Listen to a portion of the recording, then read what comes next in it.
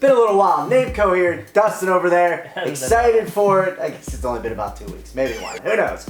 Regardless, before we get into it, just want to say, if you go into FanDuel and you're depositing money for the first time, enter the promo code FST2013. I think this is a great week to do it because I am buying Jacobs extremely low, I'm buying Randall extremely low, and then I'm filling up the rest of my team with studs like Manny and whatnot. I think this is a week to steal some money from some people.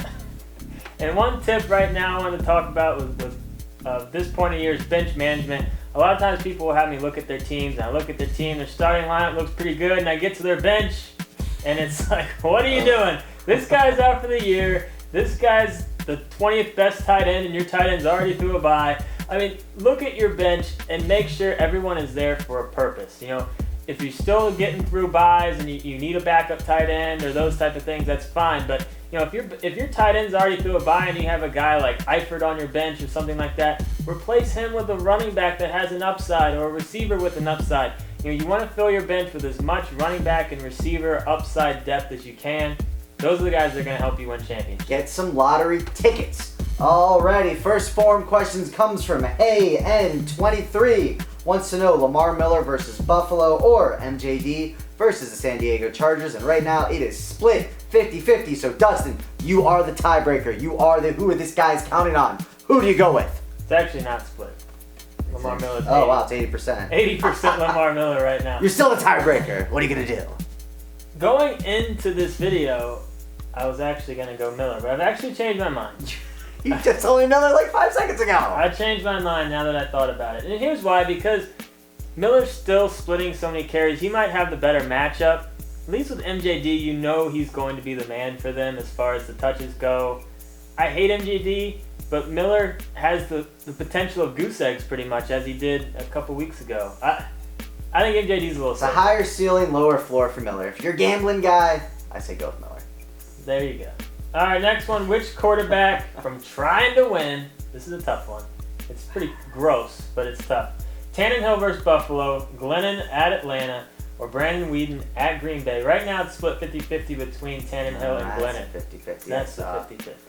All right, first of all, I doubt it, but if Foles is available, pick him up, start him all over 3 of these guys, but I'm assuming he isn't because you're giving me this garbage. All right, so I'm going all by the numbers this week on the show, and the numbers say out of these 3 defenses, the Green Bay Packers are giving up the most passing yards on a per-game average. Brandon Weeden's playing them. I do like him. I like Josh Gordon. I like Cameron there. So out of this garbage trifecta, I'm saying go with Brandon Weeden here.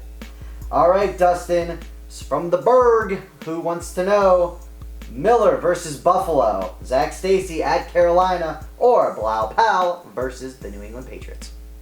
This one's hard. I mean, we got Lamar Miller in the mix again. You know, I do like MJD over both those guys, but I don't necessarily like Stacy and Powell over Miller. I'm actually going Miller on this one.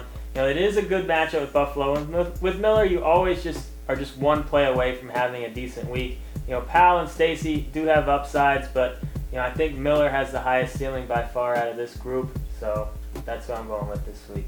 It's a tough one, though. Tough forum questions. As always, we pick hard ones on purpose. We do. We don't do the Peyton versus Weeden questions. All right, let's get to those dud sleepers. Donger asks those kind of questions. Yeah, that's a Donger question. He's an idiot. My dud is DeAndre Hopkins going up against Kansas City. You know, I've had a decent amount of questions about Hopkins in the forums. You know, with Johnson a little banged up, people are thinking that Hopkins is a good guy to throw in there. Quarterback situation is a mess, playing the best defense. I'm still starting Andre Johnson because they'll find a way to get the ball in his hand, but Hopkins, I'm staying away from him if I can. My sleeper, Miami's defense going up against Buffalo. Their quarterback situation is atrocious. I mean, it couldn't be much worse for them. I like Miami's defense at home.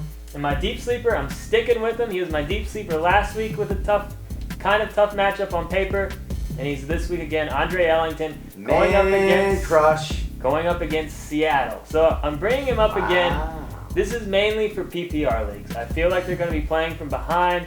They like him a little bit more in the passing game. I think he gets another 4 to 6 catches. Solid week in PPR leagues. Would you start him over Joseph Randall? Yeah, why not? In a PPR league, I would. I got that debate, actually. I'm not. All right, so my bust is, and like I said, I'm going all by the numbers here. My bust, Le'Veon Bell. Steelers are playing the Baltimore Ravens, who've yielded the least amount of fantasy points to running backs.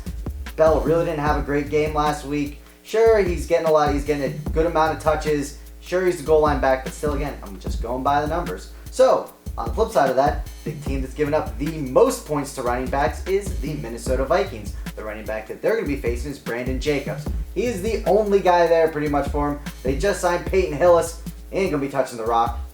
He's a bum. So, I got Jacobs, again, by the numbers. And then last, by the numbers, I got Tim Wright. I actually kind of like this guy. He's had a decent amount of targets, and in fact, he's had 15 targets since Glennon's taken over. He's caught 12 balls for 132 yards. You know, he looks more like a wide receiver to me than a tight end. I just like the upside here in deeper leagues if you got like Jimmy Graham on a bye and you need a little help. Let's get into Mike's picks. His dud is MJD going up against San Diego. Ooh. He doesn't like the matchup, and we all know what MJD's done this year, but we'll see what happens. It's not looking too good for him, so if you can avoid MJD this week, probably the best thing. His sleeper, Joseph Randall, going up against Philly. Yeah! Philly's not. It's a decent matchup for him, and with Dunbar and Murray banged up, I mean, you got to think that Randall's going to get a ton of touches. A lot of touches. Got to do well for me. And his sleeper is Garrett Boykin, going to be filling in for Cobb. Condolences, Sorry, bro, you Cobb. Two leagues I had him. It was rough to I watch. cut him in one too. So, Boykin. Side note, would you drop Cobb in a standard, a non-keeper, or dynasty league at this point? Yes. I am cutting him. And you should do the same. I mean, best case, week 15. At that point, Are you really going to trust it? If they're in the playoffs, are they really going to rush him back? I mean, it just doesn't really make sense. I But think he's a cut. that's our fantasy fix. Get in those forums if you got any questions. Name over here. Those guys get those.